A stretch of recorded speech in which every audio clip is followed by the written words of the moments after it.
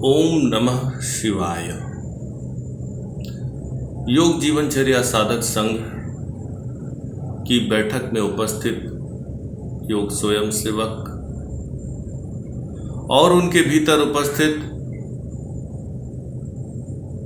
महादेव की चेतना को प्रणाम करके आज की शिव संहिता के चौथे पटल पर आधारित शिव भक्ति योग कथा प्रारंभ करते हैं। कथा प्रारंभ करने से पूर्व मन के विषय में थोड़ा जान लें। मन क्या है? मन विद्युत चुंबकीय तरंगों से बना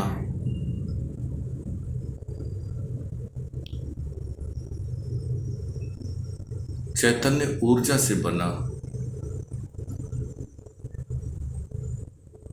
एक दिव्य शरीर है, एक सूक्ष्म शरीर है, एक परम सूक्ष्म शरीर है। और मन के भीतर सारी सूचनाएं, सारी प्रवृत्तियां, सारी कामनाएं, सारे क्लेश और सब कुछ मन में ही एकत्रित या संचित रहता है। मन को इंद्रियों का वाहक भी कहा गया है और सामान्य भाषा में हम कहें तो मन हमारे जीवन का चालक है। मन हमारे शरीर का चालक है।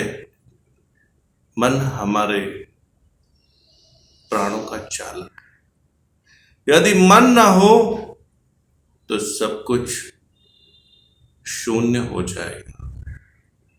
इसीलिए जितनी भी पूजा की विधियां, जितनी भी प्रार्थना की विधियां, जितने भी व्रत, उपवास, त्योहार, भजन, कीर्तन, भक्ति, जितनी भी आध्यात्म से संबंधित विधियां है, सबका एक ही अंतिम लक्ष्य है, मन की वृत्तियों को शून्य करना।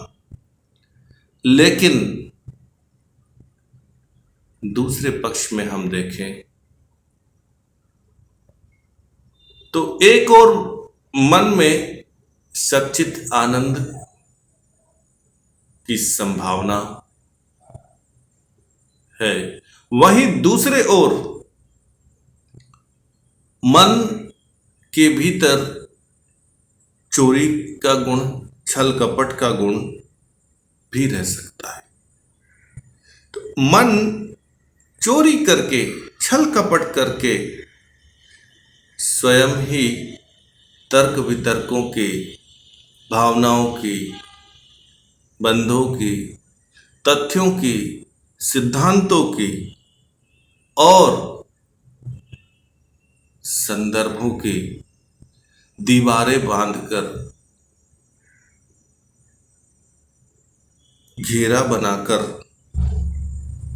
मन अपना कर्म करता चलता रहता है। तो मन के चोरी, छल कपट और अन्य प्रकार के दुष्कर्मों, तथ्य, तर्क, सिद्धांत, संदर्भ इत्यादि की परतों से ढाककर मन अपना कर्म करते चलता है।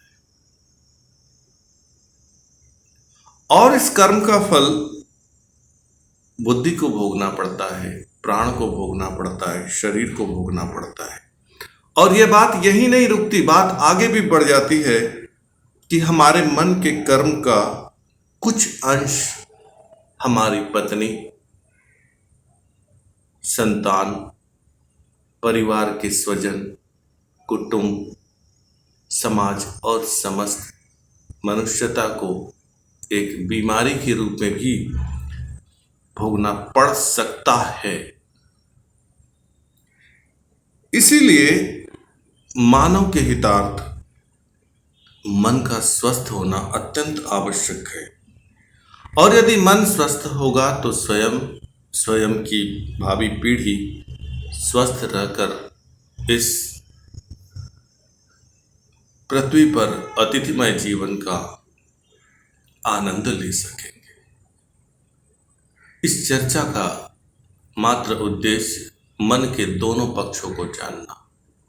मन का पहला पक्ष सच्चित आनंद स्वरूप है। मन का दूसरा पक्ष चोरी छल कपट धोखेबाजी करके तथ्यों तर्कों संदर्भों विचारों भावनाओं की दीवार बना करके और पतित होने का मार्ग। तो मित्रों, मन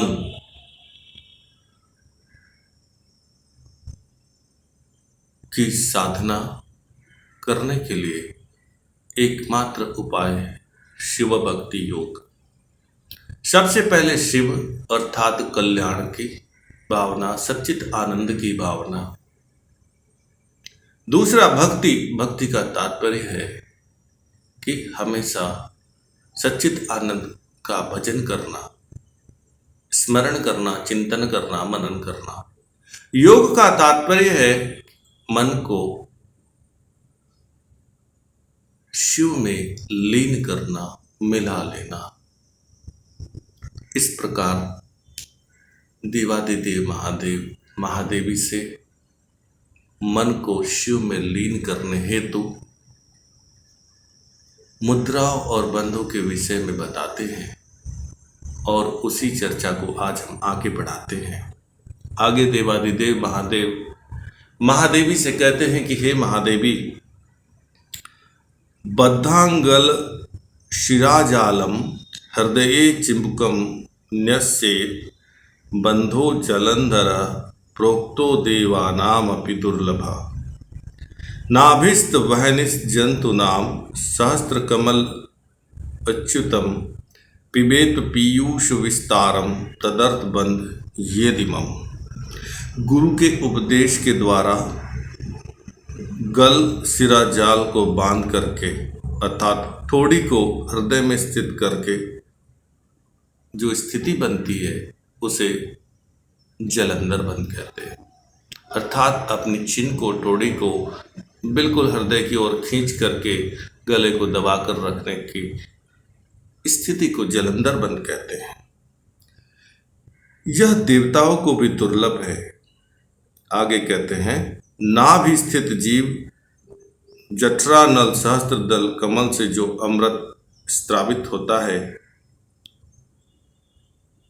और इस स्त्राव को जलंधर बंध के माध्यम से सक्रिय रखा जा सकता है और जलंधर बंध के अभ्यास से चंद्रमंडल और सूर्यमंडल का प्रभाव योगी के शरीर पर बना रहता है। जलंधर बंध की साधना गुरु के उपदेश और मार्गदर्शन में ही करनी चाहिए। आगे कहते हैं, बंधे नानेन पीयूषम स्वयं पिबति बुद्धिमान अमृतत्वश्च संप्राप्य मोदते भुवनत्रय।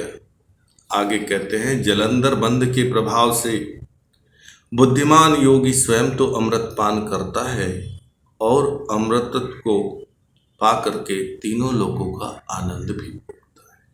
आगे कहते हैं, जलंधरो बंध एव सिद्धानाम सिद्धदायका अभ्यास क्रियते नित्यम योगिना सिद्धिमिच्छता। यह जलंधर बंध सिद्धों को सिद्धि देने वाला है। इस कारण से सिद्ध की इच्छा रखने वाले योगी इसका नित्य अभ्यास कर सकते हैं। आगे मूल बंध के विषय में कहते हैं, देवादिदेव महादेव मूल बंध के विषय में महादेवी का उपदेश देते हुए कहते हैं, पाद मूलेन संपेड्य गुदा मार्गेषु यंत्रितम बलादापान माकृष्य क्रमादुर्ध सुचारयेत कल्पितो अयम मूल बिंदु जरा मरण नाशनम। पाद मूल अर्थात एड़ी के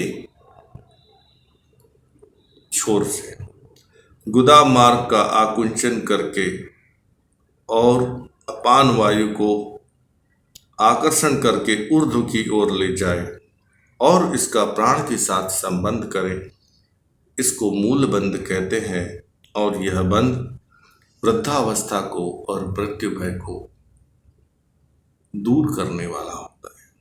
आगे कहते हैं, अपान प्राण योग रक्ति प्रकरोत्य कल्पितम बंधानानेन सुतराम योनि मुद्रा प्रसिद्ध्यति।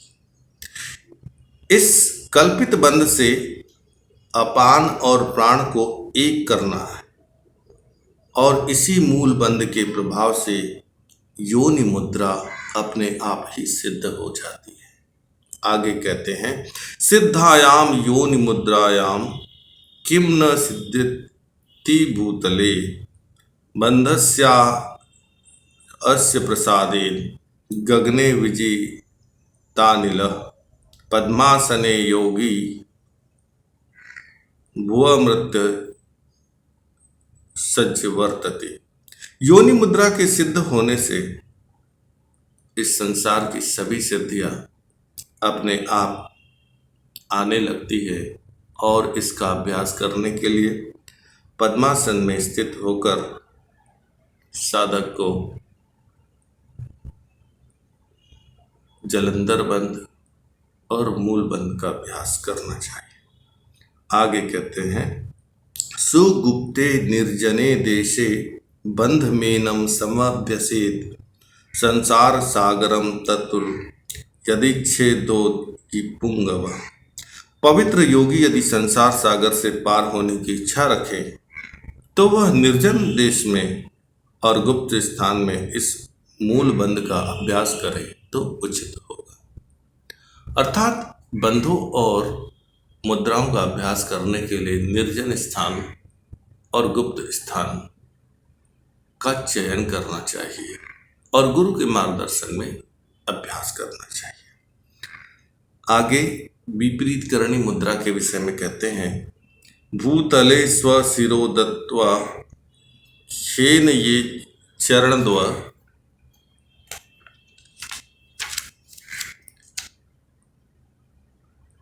यम विपरीत कृतिश्चैव सर्वतंत्रेश गोपिता।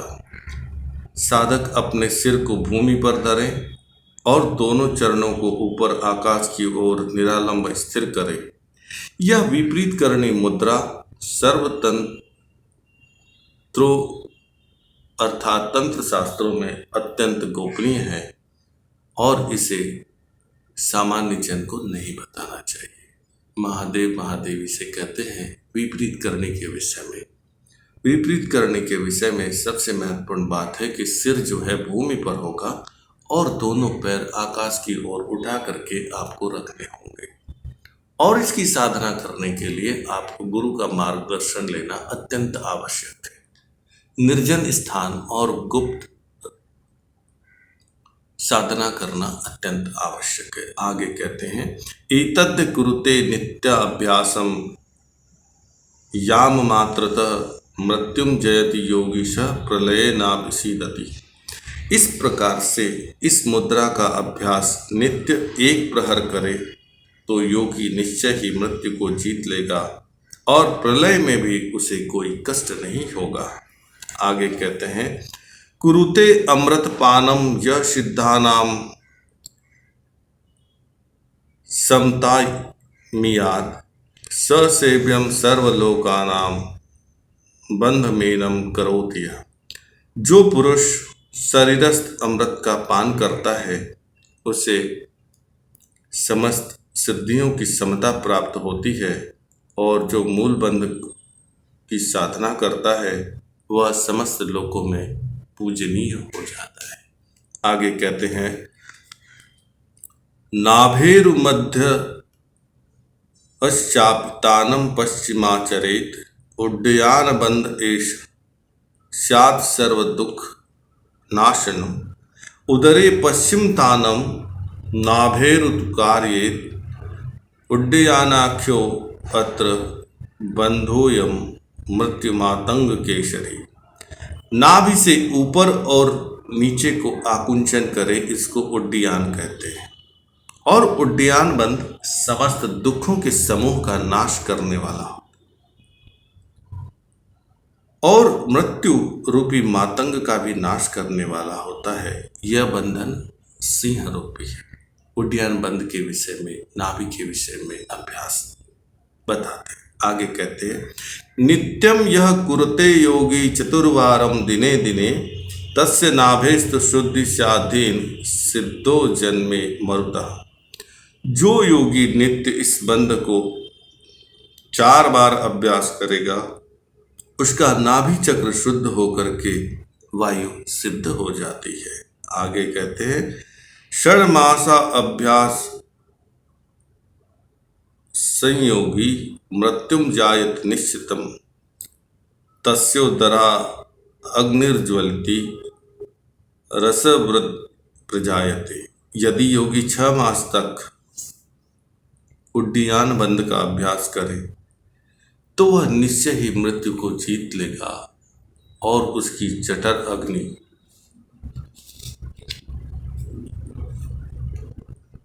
स्थिर हो जाएगी। आगे कहते हैं अनेन सुतराम सिद्धि विग्रहस्य प्रजायते रोगाणाम संचय चाप योगिनो भवति ध्रुवम। इस उड्डयन बंध के प्रभाव से योगी का शरीर अपने आप ही सिद्ध हो जाएगा और सर्व रोगों का क्षय अपने आप धीरे धीरे होने लगेगा। आगे कहते हैं गुरुर लब्ध्वा यत्नेन साधयेत विचक्षण निर्जने सुस्थिते देशे बंधम परम दुर्लभम। गुरु से यत्न पूर्वक इस परम दुर्लभ बंध का ज्ञान लेकर बुद्धिमान साधक एकांत स्थान में इसकी साधना करे तो उसका चित्त स्वस्थ हो सकता है, मन स्वस्थ हो सकता है। जैसे कि पूर्वोक्त में मन के विषय में बताया कि मन के 2 छोर है, एक सच्चिद आनंद की ओर और एक क्लेश जनक के रूप में। आगे वज्रोली मुद्रा के विषय में बताते हैं वज्रोली कथिष्यामि संसार द्वंद्वनाशिनीं स्वभक्तेभ्य समासेन गुह्या दृष्ट मामपि। हे देवी, संसार से मन का नाश करने के लिए परम गोपनीय वज्रोली मुद्रा के विषय में मैं आपसे कहता हूँ। अर्थात वज्रोली मुद्रा की साधना से संसार को देखकर मन के भीतर जो कुछ भी दमित इच्छाएं, कल्पनाएं, वासनाएं, व्यसन इत्यादि होते हैं उनका दमन करने के लिए, उनका नाश करने के लिए वज्रोली मुद्रा कहते हैं। आगे कहते हैं कि स्वेच्छया वर्तमानो अपि योगे अत्यनित्य वै विना मुक्तो भवति गृहस्थो वज्रोल्या अभ्यास योगता। गृहस्थ अपनी इच्छा पूर्वक ग्रह में भोग करेगा और योग में जो नियम कहा है उसके बिना वज्रोली मुद्रा के योग अभ्यास से मुक्त हो जाएगा। अर्थात गृहस्थ भी वज्रोली मुद्रा का अभ्यास कर सकते हैं, इस बात को बताते हैं। वज्रोल्या अभ्यास योगे अयम भोग युक्ते मुक्तिद तस्मात् प्रति प्रयत्नेन कर्तव्य योग भी सदा। वज्रोली मुद्रा का अभ्यास भोग युक्त और मनुष्यों को मुक्त देने वाला है, इसलिए इसका अभ्यास करना अत्यंत लाभकारी और उचित है। आगे कहते हैं स्वकम बिंदु सबंधस लिंग चालम माचरेत दैवाश्चलम चेत दुर्द निबद्धो योनि मुद्रया वाम मार्गे अपि तद्बिंदु नीत्वा लिंग निवारयेत क्षणमात्र योनिताय पुमाशालनम माचरेत। गुरु उपदेश तो योगी हुंकारेण योगित अपान वायु आकुंज बालदाकृश तत्र च। बुद्धिमान साधक यत्न करके स्त्री के योनि से रज को लिंग नाल में आकर्षण करके अपने शरीर में प्रवेश करे अपने बिंदु को निरोध करके लिंग चालन करे। यदि दैवात बिंदु अपने स्थान पे चले तो योनि से निरोध करके ऊपर को आकर्षण करे और उस बिंदु को वाम भाग में स्थित करके क्षणमात्र लिंग चालन निवारण करे। फिर गुरु उपदेश द्वारा योगी हुंकार शब्द का उच्चारण पूर्वक योनि में लिंग चालन करे और बल से अपान वायु को आकुंचन करके स्त्री के रज को आकर्षण करे। इसको वज्रोली मुद्रा कहते हैं। तो वज्रोली मुद्रा का अभ्यास तंत्रों में बताया गया है, तंत्र शास्त्र में बताया गया है, योग तंत्र में बताया गया है और इसका उपदेश देवादिदेव महादेवी को देते हैं। लेकिन इसका प्रयोग करने से पूर्व एक और भी मार्गदर्शन देते हैं कि प्रयोग करने से पूर्व गुरु का मार्गदर्शन अत्यंत आवश्यक है। आगे कहते हैं, अनेन विधि नाम योगी क्षिप्रम योगस्य सिद्धये गव्य भुक्तुरते योगी गुरुदा शब्द पूर्वक। इस विधान से योगी शीघ्र ही सिद्ध होता है। गुरुपाद के पूजन से योगी सरिस अमृत पान करता है। आज के लिए बस इतना ही। उपस्थित योग स्वयं सेवक और आपके भीतर उपस्थित शिव चेतना, आपने बड़े धैर्य, श्रद्धा, स्नेह, विश्वास के साथ शिव भक्ति योग कथा शिव संहिता के चौथे पटल के पर आधारित श्लोकों की सुनी। इस कथा के दौरान यदि कथावाचक के द्वारा कोई शब्द दोष उच्चारण, अर्थ दोष उच्चारण, व्याख्या उच्चारण में दोष हो, इसके लिए हम आपसे क्षमा की याचना करते हैं। आपके भीतर उपस्थित शिव चेतना से क्षमा की याचना करते हैं और यह विनती करते हैं कि फल्गु त्यक्त्वा सारम गृहीतव्यम्, व्यर्थ को त्याग करके सार को ग्रहण कीजिए। फल्गु त्यक्त्वा सारम गृहीतव्यम्, तात्पर्य यह है कि गुरु के मार्गदर्शन में केवल विधि का ज्ञान लीजिए, शिक्षा लीजिए और साधना कीजिए, बाकी सब चीजों को आप भूल जाइए। मेरे द्वारा दिए गए शब्दों पर निर्णय लेने की जल्दी मत कीजिए। पढ़िए, सुनिए, समझिए, न समझ आए तो शिव संहिता का अध्ययन कीजिए, गुरु के मार्गदर्शन में जाइए और जो उचित लगे उसका पालन कीजिए। और यदि कोई बात समझ में ना आए, अनुचित लगे, गलत लगे, अतार्किक लगे, तथ्यहीन लगे, तो उसे भूल जाइए, उस पर समय मत गंवाइए। और सबसे महत्वपूर्ण बात कि योग स्वयं सेवक और महादेव के भक्त को किसी प्रकार की आलोचना, विश्लेषण, तर्क वितर्क, किसी प्रकार का दावा, किसी प्रकार का संघर्ष शोभनीय नहीं होता। शिव भक्ति का तात्पर्य आप संघर्ष से परे हैं, तर्क वितर्क से परे हैं, आलोचना से परे हैं। केवल शिव को जानिए। शिव द्वारा दो महादेवी को उपदेश दिए हैं, उनमें भी आप अपने विधियों को जानिए, बाकी सब को भूल जाइए। एक शिव को जानिए, दूसरा शिव द्वारा जो मार्ग दिया उस विधि को जानिए, बाकी सबको भूल जाइए। आज के लिए बस इतना ही। आओ महामृत्युंजय मंत्र का पाठ करें और मन को स्थिर कर शिव भक्ति में लीन होकर मुद्रा और बंधों की साधना हेतु स्वयं को तैयार करें। ओम नमः शिवाय।